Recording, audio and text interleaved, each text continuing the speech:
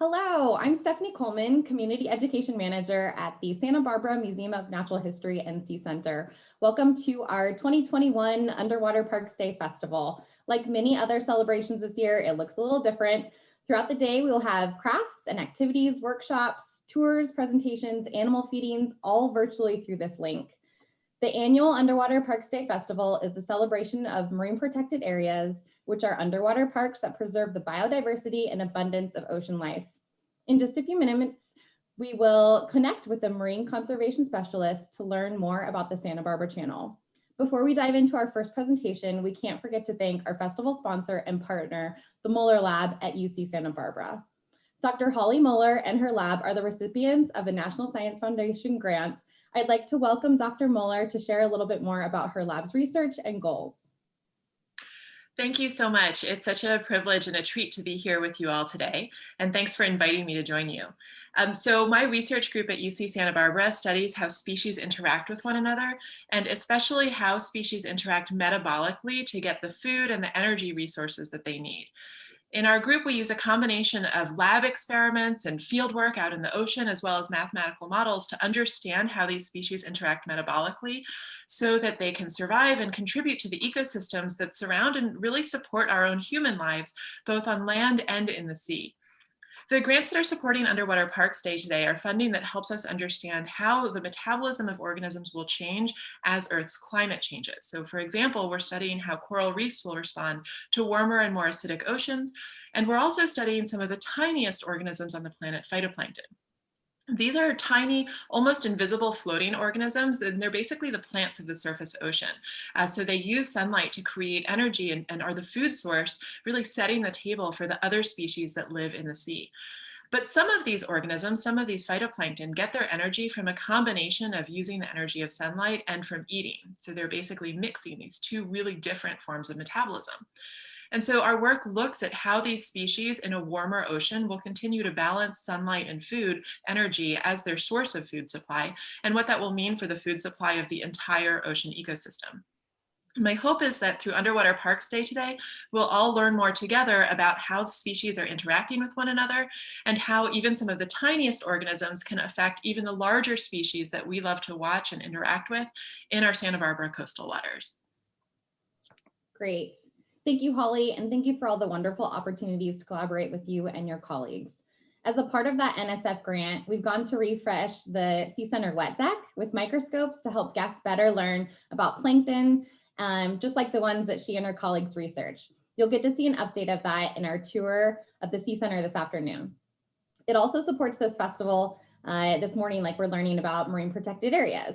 We are taking a pledge to the coast to be kinder to our local environments as we learn about all things big and small that are connected, and little acts like a beach cleanup or a neighborhood cleanup can impact our ocean in even places like where Dr. Moeller and her lab study in the open ocean off of our coast and even in French Polynesia. So let's start and talk about what we can expect today.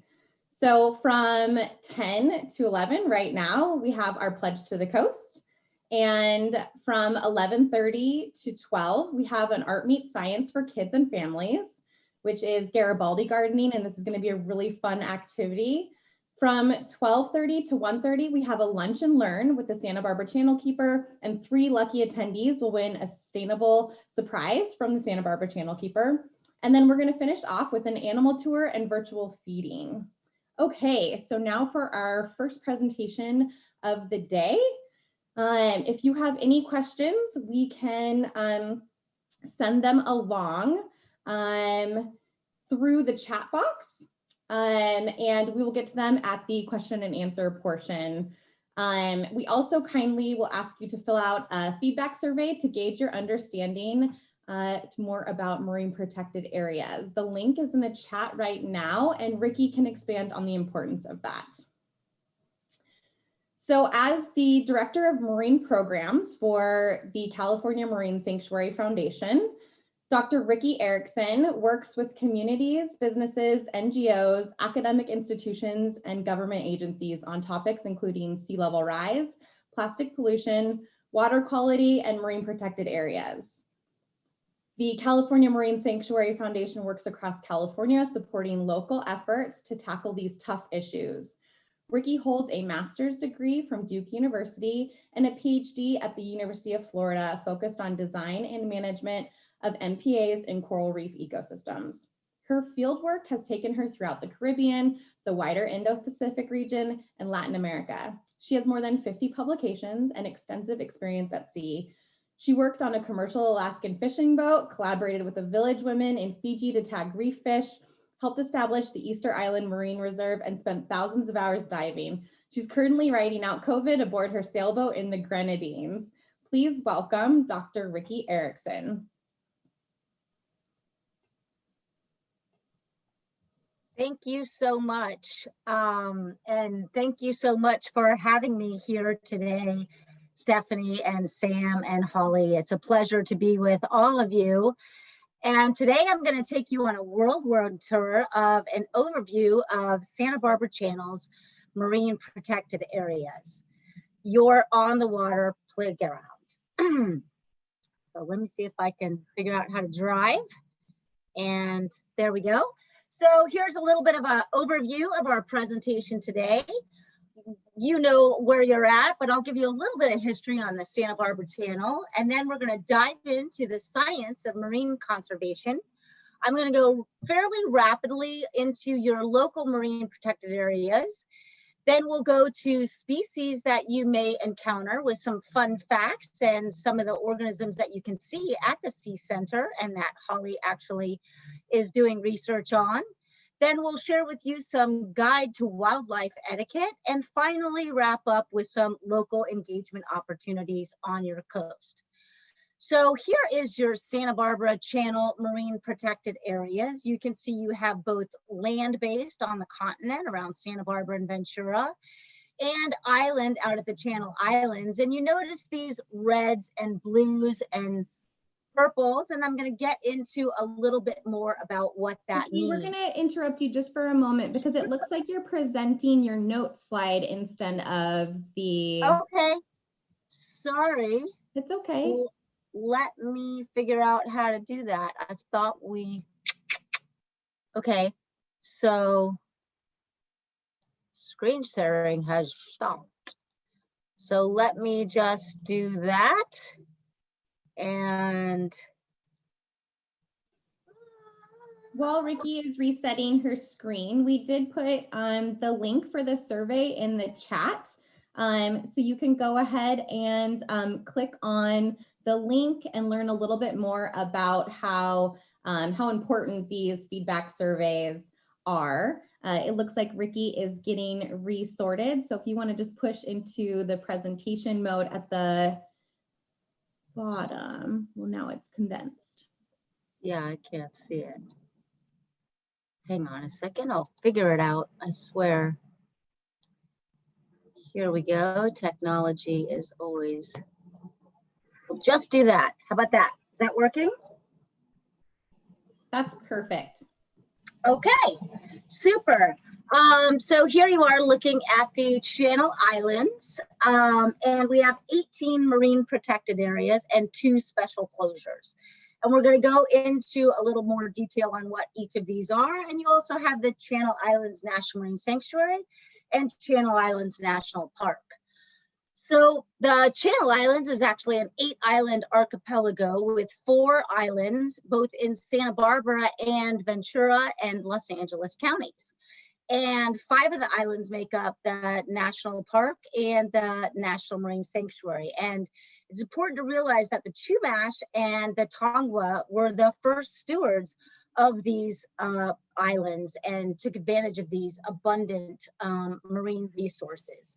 So the Santa Barbara Channel is an oceanographic transition zone that creates this rich biodiversity. At the base of this food chain are macrozooplankton, and those are some of the organisms that Holly and her team study in the Channel Islands channel. And you're looking up at the top hand corner. This is the krill. This is at the bottom of the food chain, which really is an important driving factor in both the abundance and the biodiversity that we see in the Channel Islands. And a big driver of this also is upwelling, which we're going to talk about a little bit later. So the Chumash have an incredible maritime culture in the Santa Barbara Channel. They've been there for thousands of years and have a sophisticated way of life that was in balance with the abundance of marine resources. And they actually traveled in these ocean-going canoes called tomos. And the Chumash created this currency, which was used all across the West Coast of the continent as currency.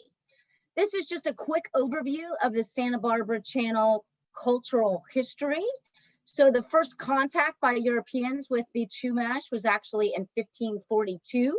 Then you see we have this intense mission era where there was many different missions that were developed and constructed in the Santa Barbara area. And following World War II, Santa Barbara became really popular, in part because of a lot of development and oil extraction that was discovered. And we had the unfortunate oil spill in 1969, which actually resulted in part to the development and establishment of Channel Islands National Marine Sanctuary and the National Park. And you see people there on the bottom right cleaning up that spill. Well, you have amazing coastal recreation opportunities in the Santa Barbara area, both for sport fishing. You have both pier and wharf, and then offshore areas in the Channel Islands. Wildlife watching, like the humpback whales, which again feed on this krill. Hiking, surfing is, fantastic. We can all argue what the best surf break is, but there's quite a few that are popular. Scuba diving and snorkeling at places like Gaviota and Refugio State Beach. And then kayaking is also quite popular. Now I'm going to go quickly through these coastal access points. Coastal access points are points that you should realize the California Coastal Commission and many community groups along the coast of California have worked long and hard to make sure that all of us have access to our coast, whether or not we live there or have property there. And if you look at these numbered sites along here, these are all areas that you as a public member of the United States have the opportunity to go to these coastal access points. And we hope that just going through these, please don't jot these down or notes or anything. We are going to share this PowerPoint presentation with you at the end. So just sit back and relax and enjoy, and hopefully you discover some new areas for you to get out there on the coast. So these are coastal access points in northern Santa Barbara County. There's also some great and remote areas along the South Santa Barbara County, Carpinteria and La Conchita Beach, and some of these have facilities, others don't. There's also, this is looking at Ventura County. There's over 22 places where you can get out onto the beach, either on sandy beaches or tide pools.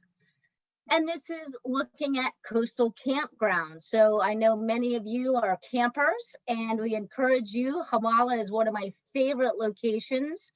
So you have really remote coastal campgrounds in Santa Barbara County that are tent sites. You also have RV sites all along Santa Barbara County. And again, in Ventura County, there's a number of places where you can camp and stay and enjoy out on the coast. So again, don't take time to jot these down, but this is just an overview of your Santa Barbara area. So now I'm going to dive much more into the science of marine conservation, specifically with marine protected areas. So what are marine protected areas? Well, the way I like to describe them is they're just an area of the coast and ocean that's put aside, that has higher protections than surrounding waters to ensure conservation and sustainability of marine resources for the future. And they're important because we noticed that fish populations were in decline as well. They're worldwide, but as well in California. And so we took actions in California to protect critical breeding areas, nursery areas, feeding sites for not only fish, but marine invertebrates, and then the habitats upon which those species depend. So marine protected areas, they increase the number, the size, and the diversity of a suite of organisms that are inside of them, and give just basic protections to those habitats. And we'll talk a little bit more about that.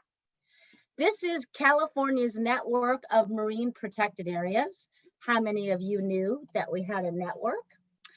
That's great. We have 124 state marine protected areas. Does anybody know what state marine protected areas are? So that means they're inside of state waters. And that's right, that's 0 to 3 nautical miles are our state waters. And within those state waters, we have 124 state marine protected areas and an additional 14 special closures.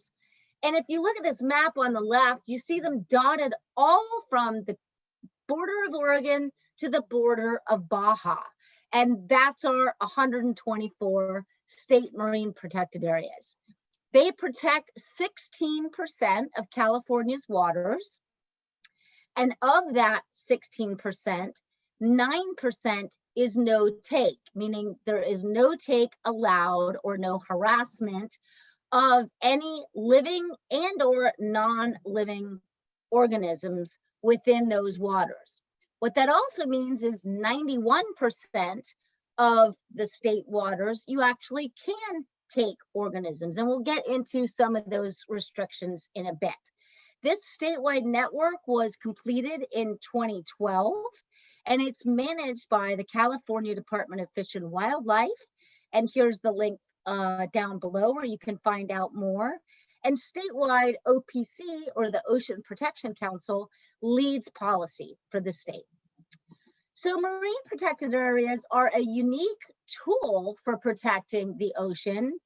You've all heard of things like size limits or catch limits or quotas. Well, what's unique about marine protected areas is that they protect the whole place. So imagine what you're looking at here. You see that if this area was set aside, it protects estuaries, sandy beaches, kelp forests, submarine canyons, the anemones and invertebrates and the little tunicates and limpets and all sorts of organisms that live within there. And so whatever habitat is included in the marine protected area, which there are many across the state because they selected representative habitats throughout California. So our network includes wetlands, tide pools, rocky reefs, kelp forest, super deep open ocean, and submarine canyons. And so this is what makes our marine protected areas quite different. Well, this gives you an idea of what you can do in your marine protected areas.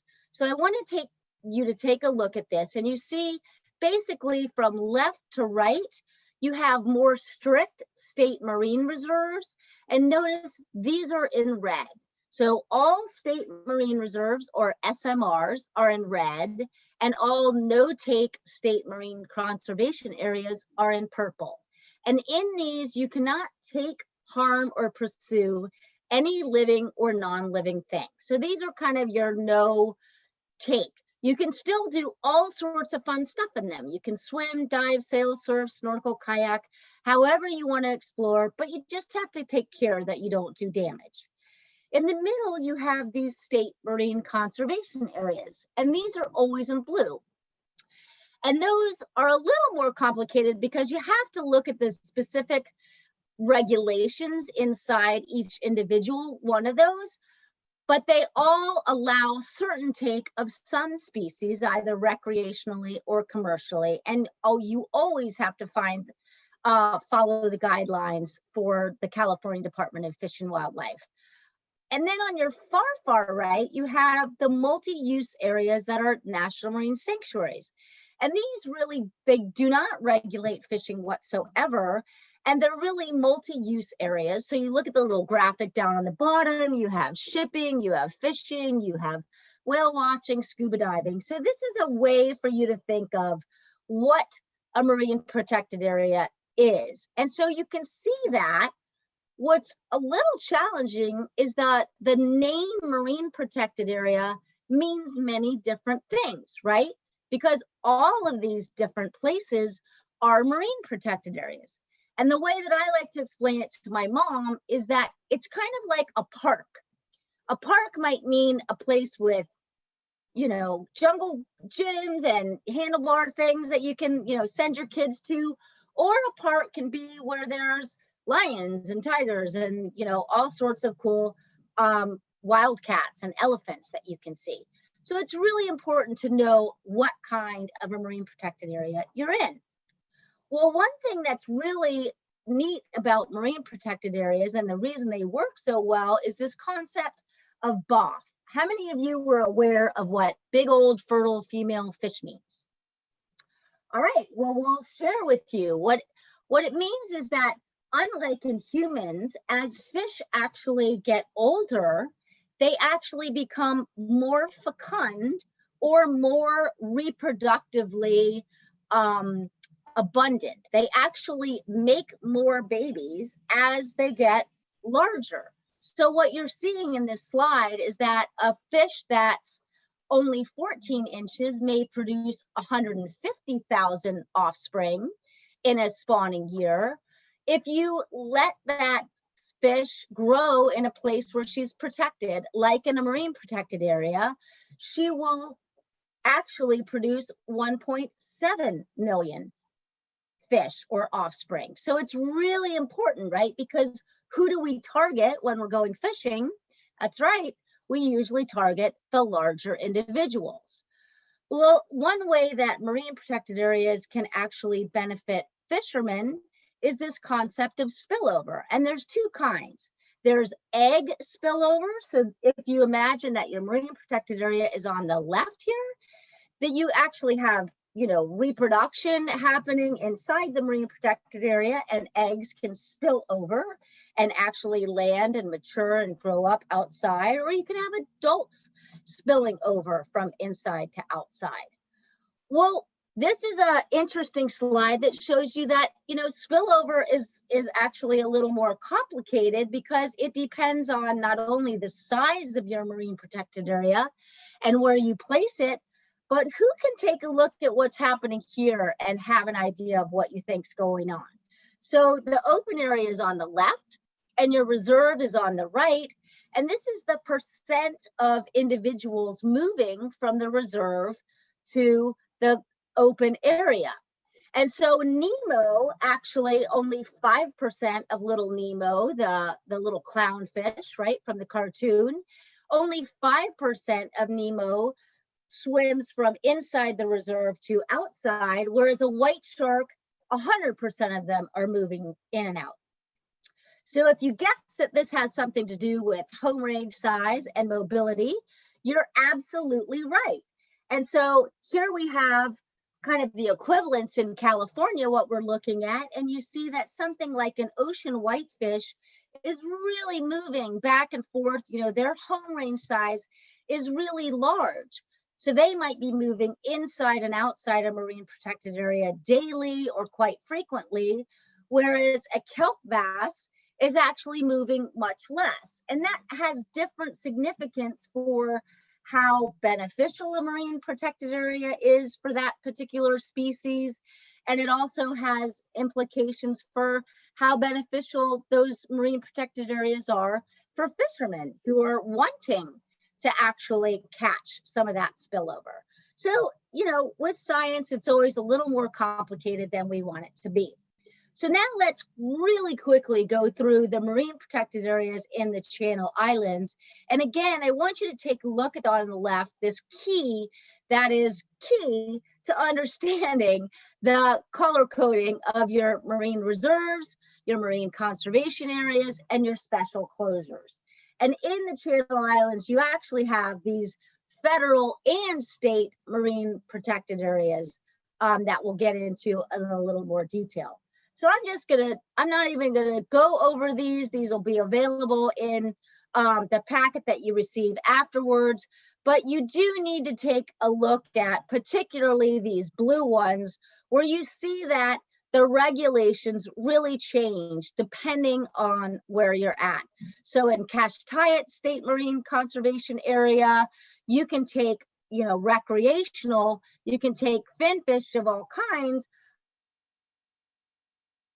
but you can't take rock scallops and mussels. Whereas at Naples State Marine Conservation Area, you can take white sea bass recreationally and pelagic finfish by spearfishing. So you really need to take a look at those regulations. And here are the regulations for other areas. So please go to the CDFW website or take this guide. There's great resources that we can provide. So first, we're going to dive into the Santa Barbara mainland marine protected areas. And the first one you have to the north is Vandenberg SMR. I really encourage you all to take a day and spend time to go up here because it's a red one. It is a what? That's right. It's a state marine reserve. So it is no take, but it is a critical habitat for like the black oyster catcher that you see here. We're going to talk about him a little bit later. You also have the Point Conception State Marine Reserve. This is an area a little bit south, and it's very difficult to access, but it is an important cultural site for the Chumash. And it's actually the site of the largest naval peacetime disaster in 1923, where a number of ships actually followed one vessel, naval ship, in a heavy fog, and they all ran ashore and sunk, and 23 Navy SEALmen lost their lives. Well, you have Kashtayat State Marine Conservation Area. This is at Gaviota State Park. And again, this is a really important traditional Chumash village site named Kashtayat, and it's crucial in their maritime history. And I encourage you to learn more from the Wishtoya. They do a great job of interpretation of the traditional use of this area. Naples Reef, or Naples SMCA, it actually encompasses a really unique offshore reef that has only about 75% of this Naples reef is enclosed inside the SMCA. It also has kelp forests, underwater caves. It's a terrific dive site for advanced divers. So if you are an advanced diver, I encourage you. The Santa Barbara Channel Keepers do some amazing interpretation and trips out here. So it's a great place for those who want to get underwater. And species likely to benefit from this SMCA are some surf perch, kelp bass, white sea bass, and more. You also have Goleta Slough SMCA. This is a no-take SMCA. It's a little bit different because things like maintenance dredging and things that are important to maintain actually the area as naturally as possible are allowed, but no take or harm of organisms are allowed. So this is primarily an estuary habitat in Tidal Creek and really critical for seabirds, that some of which you can see here. Campus Point is also a no-take SMCA. These cute little guys to the right here, you guys know what those are, right? The little western snowy plovers, and they're a species of special concern. I love that little chick, and they actually nest there. So it's really important for us not to disturb them and keep your animals and pets on a leash. So now let's move offshore to the Channel Islands Marine Protected Areas. Channel Islands National Park and Channel Islands National Marine Sanctuary do a fantastic job of interpretation.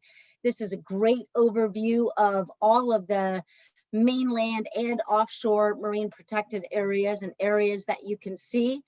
This area is called the Galapagos of North America because it's home to all sorts of species, many of which are endemic, which means only found particularly there, off into the Channel Islands. So there's both land and sea protections thanks to the National Park Service and the National Marine Sanctuaries. So here are some of the marine reserves around Santa Rosa Island. You have South Point, which is both a federal marine reserve and a state marine reserve. And the federal part just means that it extends further offshore into waters more than 3 nautical miles. And you have South Point, Carrington Point, and Skunk Point. And these are all unique and different and encourage you to learn more about these amazing areas. Then you have the San Miguel Island Marine Protected Areas. As you can see in the image to the right, it's a fantastic place for pinnipeds. It's the only place in the world where you can view all 6 pinniped species, and it's the largest seabird rookery in North America. And we're fortunate that we have both Richardson Rock, Harris Point, and Judith Rock marine reserves, as well as a San Miguel Island special closure. And I'll take a minute here. These special closures, which are in pink, they're really important because most of those do not allow access with a boat or any human access within 300 feet of those. And that is to protect them mainly from disturbance to seabirds who are nesting on the rocky shores, or for these marine mammals that haul out or pup or bathe in the sun that we all like to do. And so it's really important to abide by those rules. Well, in Santa Cruz Islands, we have some marine protected areas. This is Painted Cave SMCA, and it's the largest sea cave in North America. And it's got amazing colors inside of it, caused by all sorts of algae and vertebrates. And it's a great place for kayaking and seabirding. And because it's an SMCA in blue, that's right, it does allow some take. So in the Painted Cave SMCA, you can take spiny lobster and pelagic finfish. Another set of marine protected areas in Santa Cruz Island is Gull Island Marine Reserve and Scorpion Marine Reserve. And this beautiful purple hydrochloral is visible at the Gull Island. So you can scuba dive in both of these marine reserves, and we encourage you to do so, but you cannot take any living organisms. At Anacapa, you have the SMCA, Anacapa Island, and then you also have a marine reserve and a special closure. So again, you have this blue and red and pink standardized reference for your marine protected areas. And the special closure is really important to protect pelicans who nest and then fledge, which just means they grow up and learn how to feed there. And you can actually go see a great taxidermy of the pelican, the brown pelican, which is a fantastic success story, in part due to these areas that we set aside to protect them. They were on the endangered species list, and now they're coming back. So it's a great place to go and see those. You have Footprint Marine Reserve, and what you're looking at in the middle there is this black Christmas tree coral. It's super deep, which is why you see this deep water Christmas tree coral. And it also protects rockfish like cowcod and bocaccio. You also have the Santa Barbara Island SMR, and here's some of the Scripps murrelet that you can see, and some of the porpoises that take advantage of this area. And finally, you have Beg Rock State Marine Reserve, which is located to the northwest of San Nicolas Island, which has some amazing walls and vertical rock faces for invertebrates. So that was our super quick overview of the marine protected areas. And now we're going to talk about some of the local marine species that you might see. So in the sea center, be sure to check out the black sea bass, the Garibaldi, and the calico bass, which you can see at the visitor center there. But these are some of the marine species that if you go underwater or if you're into fishing, you can actually see within these marine protected areas. And some interesting fun facts, the sheephead is actually protygynous. Does anybody know what that means?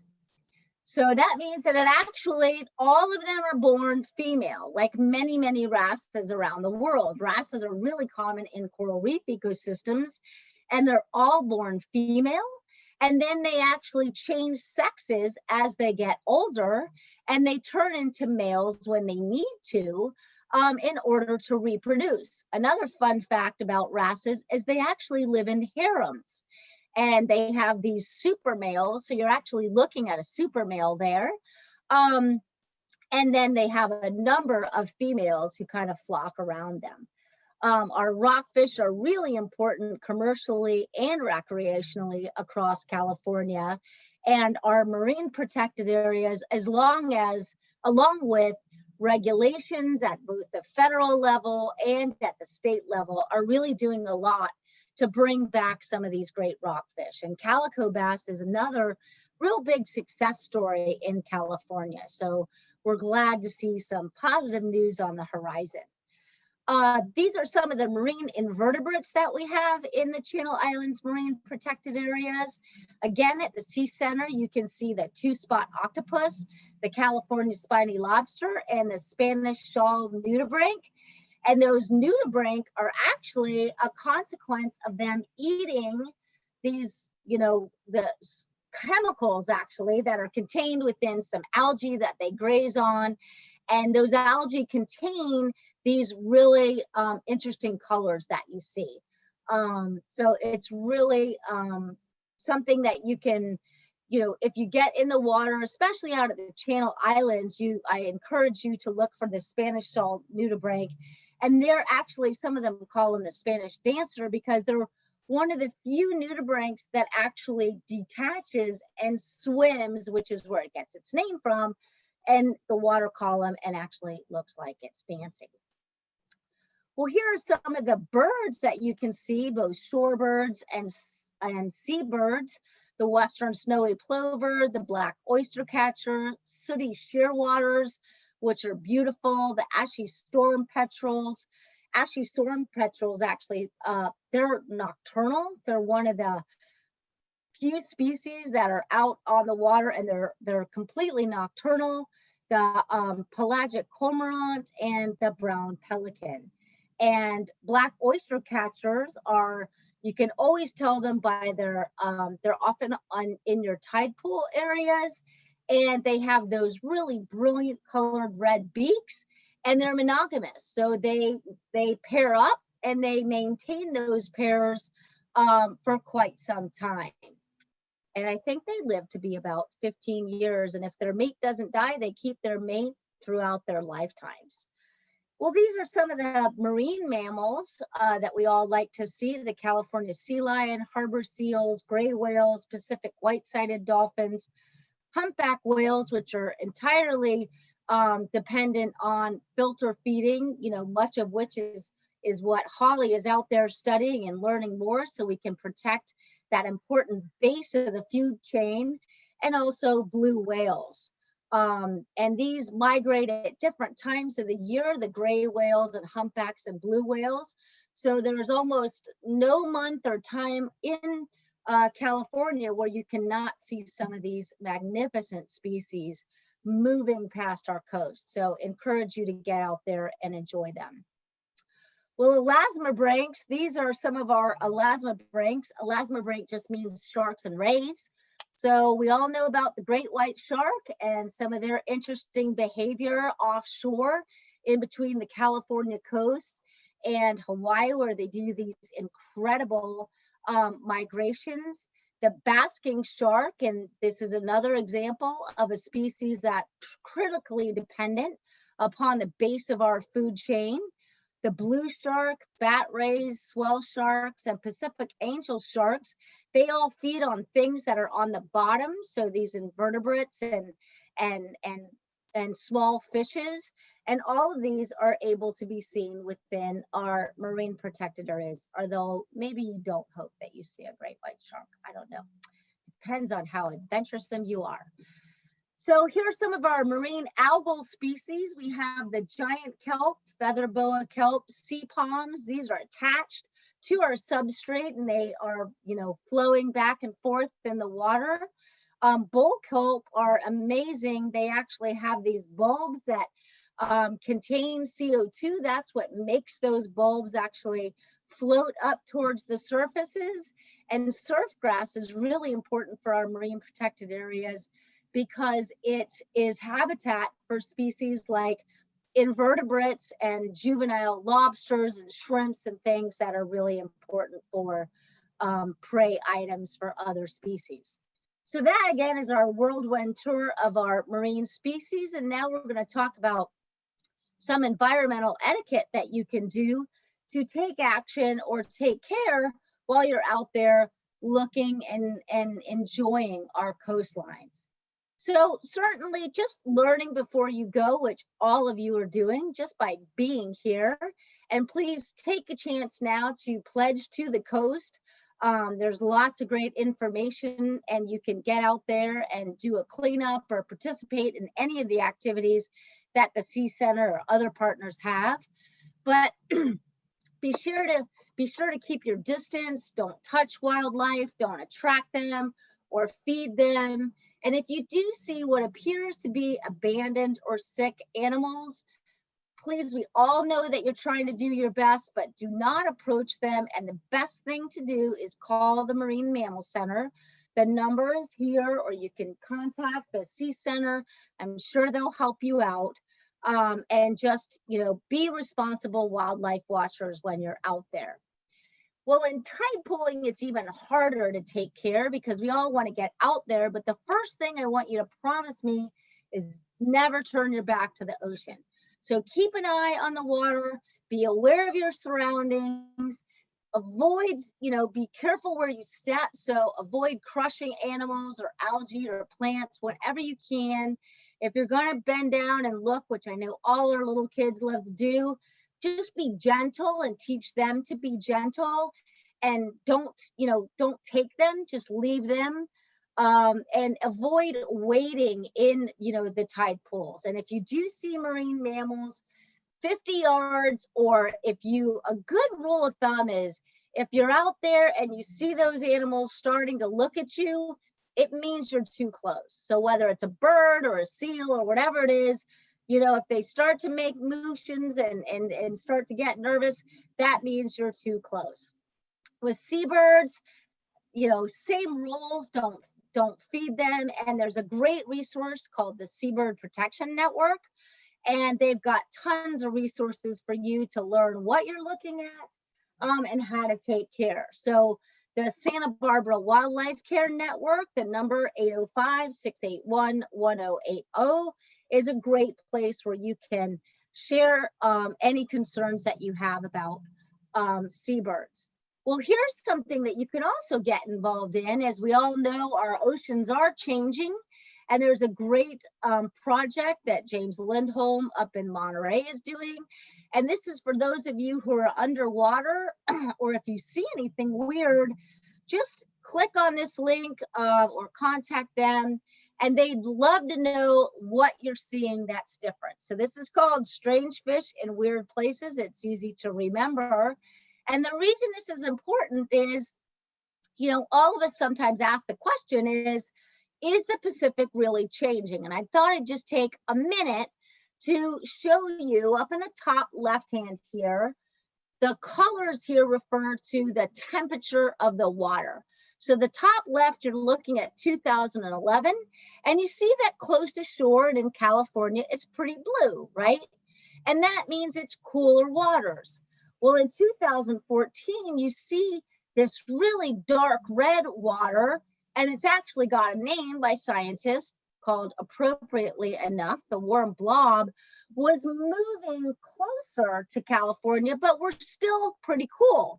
But by 2015, we had a really strong El Nino, and that warm blob actually moved closer to shore. And that's when we saw some of these harmful algal bloom events, the domoic acid event. We saw, species moving north.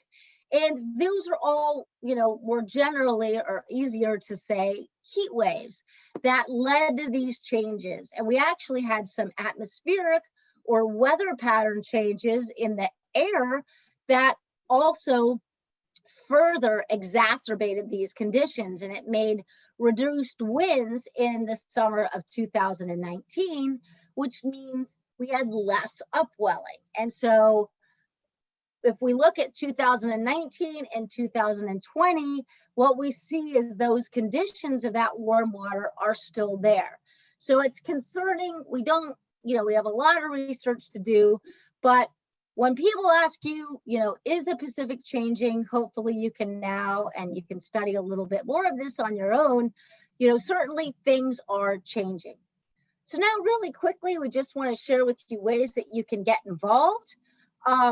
You are involved, and thank you on behalf of myself and the California Marine Sanctuary Foundation and the Santa Barbara Sea Center.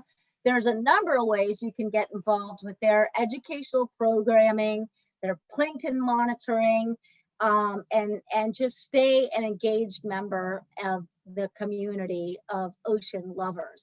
There's also Santa Barbara Channel Keepers.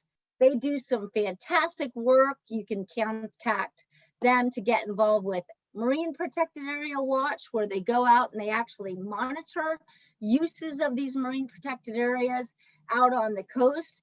And like I was saying, they do some phenomenal scuba diving maps for Campus Point and Naples and Anacapa marine protected areas, and encourage you to visit those. iNaturalist is actually an app that all of you should download, and it just helps you identify plants and animals around the world.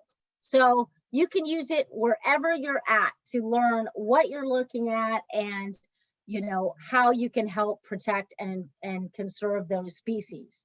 Snapshot Cal Coast is a statewide annual effort, and it's a way to help document coastal biodiversity. It's run by Cal Academy up in San Francisco, and you can help build this annual snapshot of biodiversity by becoming part of this community of ocean observers across California. There's also the Santa Barbara Channel MPA Collaborative. This is one of 14 county-based volunteer stakeholder groups, and they provide a forum for stakeholders to engage with MPA management.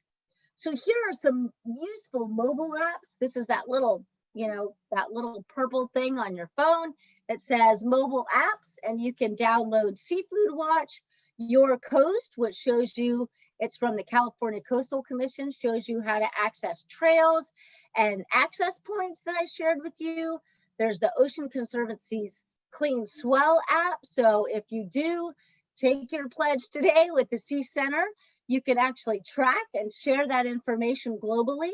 And here's the iNaturalist app, which it's just so fun, and you can do it wherever you are. So I really want to thank you for joining us today, and you can certainly help California Marine Sanctuary Foundation and our team who are trying to learn how this presentation, was it helpful? Was it engaging? If it was terrible, please tell us. We want to know that too. And your information and feedback is going to help us inform future outreach efforts to increase awareness and understanding of marine protected areas. And with that, I'm happy to take any questions or, answer anything that I might. So with that, I'll stop. Thank you so much, Rikki. And thank you to the California Marine Sanctuary Foundation for joining us today. Now that you've had a great deep dive into what MPAs are, let's talk about the pledge to our coast. We pledge to be kinder to our local environments, as we know that all things big and small are connected, and the little acts like a beach or neighborhood cleanup can reduce our impact on the ocean. You can go to the Santa Barbara Museum of Natural History on Puesta del Sol to pick up your reusable tote. When you arrive, you'll sign a waiver and get instructions about how to log the items you pick up through a Clean Swell app. It doesn't seem like a lot, but it can become a great habit to incorporate into your daily life, and any little amount you pick up will have a positive impact on our environment. So if you're hearing me say this right now, you have a tote reserved for you. It looks like we do have a couple of questions in the chat box. So our first question, which is some that we've gotten a lot actually, is what's the proper way to pronounce refugio, refugio? I mean, I think we all think of it in a different way. Rikki, what is your take on that? I'm not an expert on that. I think refugio is how I would say it, but I think a native, speaker would be much, better than I. So I defer to anyone out there. Definitely. I think we all say it a little different. So the next question is, what happens if you get caught breaking any of the MPA rules? Well, I think that the first, if you get caught, I think the first thing is, let's all try to do what we know is right. And I think that the state and all of us out here are out there to take not a stick approach, but a carrot approach, that if we all know what the rules are, we all love and care about our ocean and want to protect it. So if you see anybody out there, maybe that's what it's referring to. I would hope that by pledging to your coast, you're all gonna abide by the rules of marine protected areas. But if you see somebody who isn't, I'd really encourage with you to just take an educational approach and say, hey, you might not be aware, but this is a place that is valuable for all of us as Californians, and we want to take care, and here's how you can learn more. Definitely. So this was a question, and we may need to expand a little bit more on it. So the question is this program just specifically for people in California? And so it was some part through. So if the person who asks wants to follow up, I think, Rikki, you can expand a little bit on federal versus state marine reserves. Maybe that's what they were asking. And if that's not your question, then please ask again in the question and answer. So can you talk about the differences between a state reserve and a federal reserve? Yes. So state waters. So in the United States, we have state waters around every state that has coastal boundaries, and those are 0 to 3 nautical miles. And that is the jurisdiction of the state of California. So state marine protected areas can only be within state waters. So all of our state marine protected areas extend out to, well, not all of them extend out to, but they can only go out to that 3 nautical mile limit. The NOAA and the National Oceanographic and Atmospheric Administration also recognized the importance of marine protected areas. And what they did in the Channel Islands National Marine Sanctuary is they thought, well, let's extend these marine protected areas out into deeper waters. And so federal jurisdiction, there's several jurisdictions, but the first one goes out to like 6 or 12 nautical miles, depending on, what it's for. So those federal marine reserves can actually extend further out. So that's the difference. And that means that you have co-management. So the MRs, what it said, there were certain examples of marine reserves. That means they are both federal and state, meaning that the NOAA and the state of California are working collaboratively together to manage those. Great, thank you so much. So our last question is from Jesse, and they want to know what areas of the Goleta coast are no take. So there was the somebody on the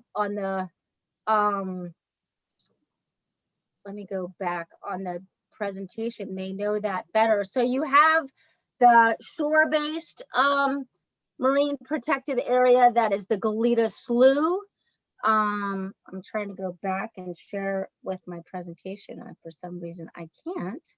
Is the information in the slides, and then also is there maybe a resource that they can go to on the internet and really dive in to get that information in the direct access points? Absolutely. I can go through them. There's, the Galetas Flu, SMCA, Campus Point. It depends on how close they're, what is close that they're looking at.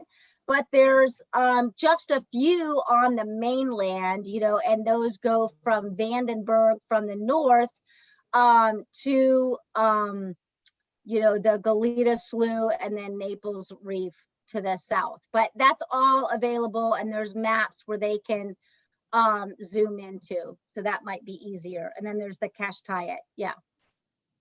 Great. Okay, so if we have more questions for Rikki, you can send them along to me and I will make sure that they get answered. That wraps up our first program. Rikki, thank you so much. I hope that everyone is inspired to complete your pledge to the coast